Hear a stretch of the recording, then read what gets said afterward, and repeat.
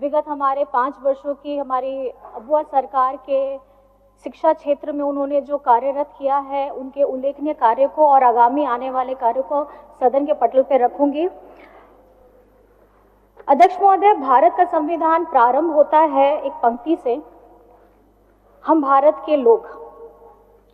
वास्तव में अगर देश का अगर आपको देखना है तो उस भौगोलिक क्षेत्र से नहीं, आप किसी देश के गौरव को, किसी देश की सभ्यता को उनके लोगों के द्वारा पहचानते हैं। और जिस तरीके से आज आखिर देश में हमारे जो बच्चे हैं, हमारे युवाएं हैं, अगर वही शिक्षा के क्षेत्र में उनकी स्थिति बदतर हालत की रहेगी तो आप समझ सकते हैं कि राज्य का क्या हालत होगा।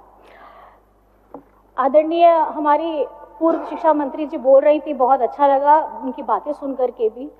लेकिन आप सभी जानते हैं कि पूर्ववर्ती सरकारों ने हमारे झारखंड में शिक्षा के क्षेत्र में क्या किया है, डबल इंजन सरकार क्या कर रही थी।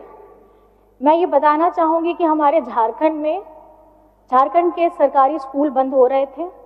हमारे क्षेत्रीय जो शिक्षक थे उनके पद की नियुक्ति नहीं हो रही थी, उनको समाप्त कर दिया जा रहा था। महोदय जी, सवाल है दृष्टि का, सवाल है नियत का कि आपकी नियत कैसी थी। आज भी हम 5 से 6 वर्षों तक हम झारखंड के विद्यालय बंदी का विषय क्यों उठाते हैं? इसलिए उठाते हैं क्योंकि इनकी सोच जगजाहिर हो गई थी, जो इनको झारखंड की जनता ने 2014 में दिया था। किसी भी अगर आपने स्टडी किया होगा, देश में किसी भी लोकतांत्रिक सरकार ने किसी भी राज्य में 20% से ज़्यादा स्कूलों को अगर बंद कराया है तो मुझे लगता है कि झारखंड का नाम उसमें आता है। और मैं आपको कुछ दिखाना चाहती हूँ। ये दिसंबर 2018 का हिंदुस्तान टाइम्स का है। इसमें हेडिंग भी था कि Jharkhand government is planning to shut 6,646 schools.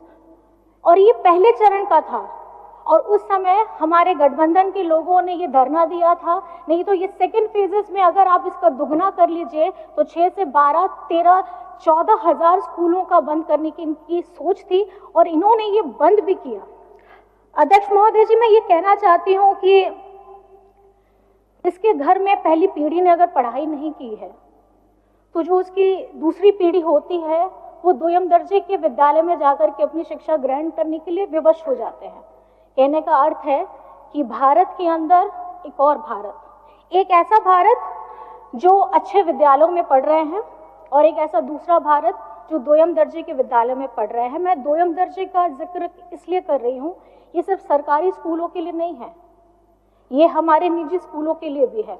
क्योंकि ऐसा नहीं है कि निजी स्कूल जहाँ भारी भरकम फीस दे करके उनकी पढ़ाई की व्यवस्था बहुत अच्छी होती है, बल्कि सच्चाई ये है कि अगर आज भी भारी संख्या में जितने भी प्राइवेट स्कूल्स हैं वहाँ ना तो फैसिलिटीज़ अच्छी है, ना ही वहाँ पर में हमारे जो टीचर्स हैं वो ट्रेंड है। आप अगर बराबरी का हक ना मिल सके, इसलिए इतिहास ने एकलव्य का अंगूठा काटा था। ये महोदय जी मैं कहना चाहती हूँ कि क्षेत्रीय भाषाओं के लिए या शिक्षा की व्यवस्था को सुधारने के लिए या शिक्षा कर्मियों के लिए ये उसी तरीके की पूर्ववर्ती जो सरकार थी, डबल इंजन की सरकार, इन्होंने हमारा अंगूठा काटने का काम किया था। आज ये झारखंडी सरकार, ये बुआ सरकार अच्छी शिक्षा, अच्छे रोजगार, बेहतर रोजगार के साथ अपनी सोच को आगे रखती है। और क्योंकि जहाँ पे आदरणीय मैडम बोल रही थी, सदस्या बोल रही थी, कॉलेज की बात बता रही थी, अध्यक्ष महोदय ये झारखंड आदिवासी बहुल इलाका है। यहाँ खाने पीने की जद्दोजहद में बहुत लोगों ने बरसों बरस संघर्ष किया है। और जितना मैं आपको बताना चाहूँगी कि 17 से 18 साल आप ही लोग सरकार में थे। कॉलेज बच्चा तभी जाएगा जब उसकी स्कूली शिक्षा पूरी होगी। जो बच्चा घर का खाना पीना, एक परिवार उस तकलीफ से गुजर रहा है, तो आप उनको कहाँ स्कूल में एडमिशन करा सकते थे। और इन्होंने जो काम किया था, जो दुस्साहस किया था, आज ये परिणाम है कि झारखंड में हम लोग अभी भी शिक्षा के क्षेत्र में आगे कदम बढ़ाने के लिए निरंतर प्रयास कर रहे हैं। लेकिन समस्याएं इन्होंने प्रदान की लेकिन समाधान ये अबुआ सरकार निकाल रही है। आप लोगों ने पहले भी देखा था इनकी सरकार में पारा शिक्षकों की हालत क्या थी। अध्यक्ष महोदय, पेज के कटिंग्स हैं, बताना चाहूंगी इंडियन एक्सप्रेस का, टाइम्स ऑफ इंडिया का, आपका दिसंबर 19, 2018 का है कि द पारा teachers succumbs to the injuries after injured in the police lathi charge. 5 para teachers sustained severe injuries in the police lathi charge. मैं ये बताना चाहूंगी कि उन्होंने भी अपने परिवार को खोया था। एक ऐसा व्यक्ति जिसकी आय से उनका पूरा परिवार चलता था, लेकिन जब इनकी डबल इंजन की सरकार थी, उनकी आवाज, उनकी इच्छाओं को जानने का, सुनने का इन्होंने कभी प्रयास नहीं किया। और आदरणीय हमारी सदस्य हैं जो पूर्व शिक्षा मंत्री थी, उन्होंने तो सुना भी नहीं है। मैं अगर पढ़ना शुरू करूंगी तो उनके बारे में भी बहुत चीजें लिखी हैं, लेकिन मैं नहीं बोलना चाहती। मैं चलिए, अगर आप सुनना चाहती हैं तो मैं जरूर बोलूंगी। पारा शिक्षकों के मुद्दे में शिक्षा मंत्री डॉक्टर नीरा यादव जी जब भी कोई बात करने की कोशिश होती थी, वे कुछ भी बोलने से परहेज करती थी। कभी मीटिंग में होने का हवाला देती थी, तो कभी कैबिनेट की बैठक में जाने का हवाला देती थी। और इतना ही नहीं, पिछले दिनों इन्होंने कहा था कि इस मुद्दे पर उनके सीनियर बोल रहे हैं तो वो क्या बोलेंगी। तो ये अगर शिक्षा मंत्री किसी राज्य की बोलती हैं, जब पारा टीचर्स हड़ताल में रहते हैं, तो ये समझना चाहिए कभी कभी गंभीर विषय है। मैडम मैडम मेरी बात सुन लीजिए, फिर आप जरूर बोलिएगा। और ये मैं कहना चाहूंगी, जब दिस इज नॉट कॉन्वर्सेशन, इन्होंने कभी भी स्कूल के विद्यालयों की हालत नहीं देखी, just listen. छात्रावास की हालत नहीं देखी, जर्जर बिल्डिंग की हालत नहीं देखी, और झारखंडी सरकार ने वो देखा। और उन्होंने पारा शिक्षक हो, रसोईया दीदी हो, उनके मानदेय को 50% से बढ़ाकर से लेकर के 200% तक की वृद्धि की थी। आज कक्षा 1 में से लेकर के उच्च शिक्षा के लिए जितने भी हमारे विद्यार्थी हैं, उनको छात्रवृत्ति 3 गुना दी जा रही है। और बच्चों को, जैसे आप सभी को ज्ञात है, आज हम बच्चों को साइकिल दे रहे हैं। गांव देहात में सर होता क्या है कि दूर दराज हैं, किसी के घर में माँ पिताजी दोनों काम कर रहे हैं, बच्चों को अगर विद्यालय आना है, खास करके अगर हमारी लड़की बच्चियां हैं, तो उनको आने में दिक्कत होती थी। मैं इस सकारात्मक सोच को बहुत बहुत धन्यवाद करती हूँ, क्योंकि हम लोग भी जब साइकिल वितरण करते थे तो बच्चों के चेहरे में बहुत खुशी और एक चमक होती थी। वो ये चमक इसलिए क्योंकि वो पहिया, साइकिल का पहिया, उनके सपनों को पंख देने का काम कर रहा है। तो मैं समझती हूँ कि ये काफी सकारात्मक कदम है। और अभी झारखंड के प्रमुख शहरों में छात्राओं एवं हमारी कामकाजी महिलाओं के लिए भव्य छात्रावास का निर्माण कर रहे हैं। महोदय, गंभीर विषय है और इस व्यवस्था को सुधारने में थोड़ा वक्त जरूर लगेगा, क्योंकि कहावत है ना, अगर भूत भगाना है तो हम लोग पीला सरसों फेंकते हैं, लेकिन अगर भूत सरसों में ही होगा तो फिर परिस्थिति क्या होगी।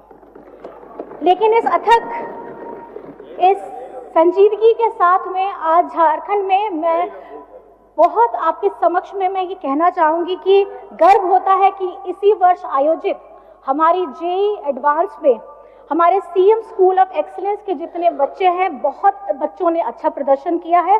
और कुछ बातें मैं आप लोगों के सामने में ये रखना चाहती हूँ कि हमारी झारखंड सरकार ने शिक्षा के क्षेत्र में क्या किया। लिस्ट बहुत लंबी है, मैं अध्यक्ष महोदय संक्षेप में आपको बताना चाहूंगी। राज्य सरकार ने 80 सीएम स्कूल ऑफ एक्सीलेंस प्रारंभ कर चुकी है।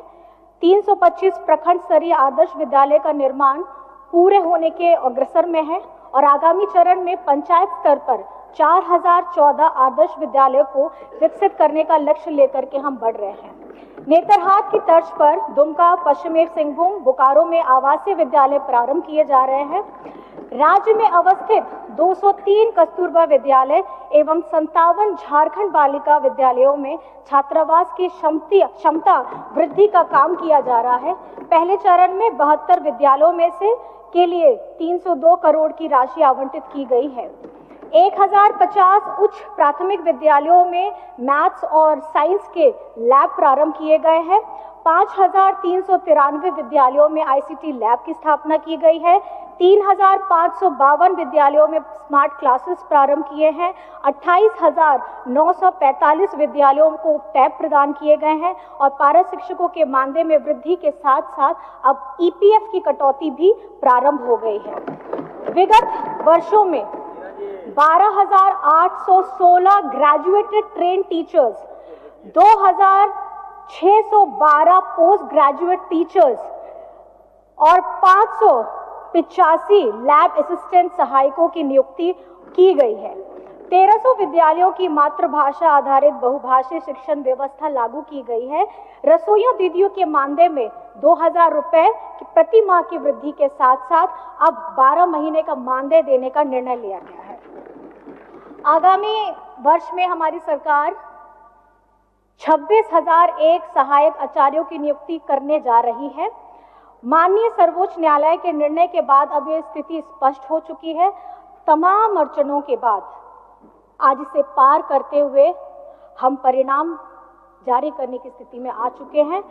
जिला एवं प्रखंड मुख्यालयों में state of art public library का निर्माण किया जाएगा। नई शिक्षा नीति 2020 के आलोक में नए पाठ्यक्रम पाठ्य पुस्तक बनाने के साथ साथ शिक्षक आदि की नियुक्ति प्रक्रिया तेजी से की जाएगी। अध्यक्ष महोदय, इसके साथ साथ मैं ये बताना चाहती हूँ, ये सोच, क्योंकि जिस तरीके से हमारी आने वाली पीढ़ी है, कहीं ना कहीं हम लोग हर एक आयु वर्ग के हैं, हमारे झारखंड के बच्चों का भविष्य कैसे उज्जवल होगा, उसके लिए सकारात्मक कदम जो कुछ और पॉइंट्स में इसमें जोड़ना चाहूँगी अध्यक्ष महोदय। हम लोग झारखंड के लोगों के बच्चों के पढ़ाई प्रशिक्षण से संबंधित कई योजनाएं लेकर आ रहे हैं। जैसे आपने सुना सीएम स्कूल ऑफ एक्सीलेंस है, tribal university, open university, skill university, नए डिग्री कॉलेजेस, शिक्षक बहाली, विदेशों में पढ़ने के लिए छात्रवृत्ति की योजना के साथ गुरुजी स्टूडेंट क्रेडिट कार्ड एवं एकलव्य शिक्षण प्रशिक्षण योजना, मुख्यमंत्री शिक्षा प्रोत्साहन जैसी योजनाओं को लेकर के आ रहे हैं। आईआईटी, आईआईएम, मेडिकल, लॉ आदि की निःशुल्क तैयारी करवाएंगे महोदय और प्रवेश मिलने के बाद उन्हें पढ़ने के लिए आर्थिक सहायता भी उपलब्ध कराएंगे। शिक्षा की ताकत अगर समझने के लिए हमें बाबा अंबेडकर साहिब जी की जीवनी पढ़नी चाहिए, क्योंकि संविधान की ताकत वही समझ पाएंगे जो इन्हें पढ़ पाएंगे अध्यक्ष महोदय। और संविधान पूजने के साथ साथ जरूरत है उसे पढ़ने की, उसे समझने की, क्योंकि किताबें चुप रहती हैं और उसको जिसने पढ़ लिया वो जीवन में बोल भी सकता है, लड़ भी सकता है और अपनी आवाज को बुलंद भी कर सकता है। अंत में मैं बस ये कहना चाहूंगी अध्यक्ष महोदय, मैं माननीय वित्त मंत्री राधाकृष्ण किशोर सर को, हमारे शिक्षा मंत्री रामदास सोरेन जी के साथ सुदिव्य कुमार सोनू जी को और राज्य के मुख्यमंत्री हेमंत सोरेन जी को इस बजट में खास करके शिक्षा के क्षेत्र में 12% से ज्यादा का बजट देने के लिए मैं बहुत बहुत धन्यवाद करना चाहती हूँ, क्योंकि उन्होंने समझा है अगर झारखंड का भविष्य आने वाला, उन्होंने समझ लिया है 25-50 वर्षों के लिए अगर काम करना है तो अभी से काम करना होगा और इसकी शुरुआत हमने पिछले 5 वर्षों में कर दी है। अपनी इन्हीं बातों के साथ मैं अपनी वाणी को विराम देती हूँ और अध्यक्ष महोदय, आपने जो मुझे समय दिया यहाँ बोलने के लिए, आपका भी बहुत बहुत धन्यवाद है। जय हिंद, जय झारखंड।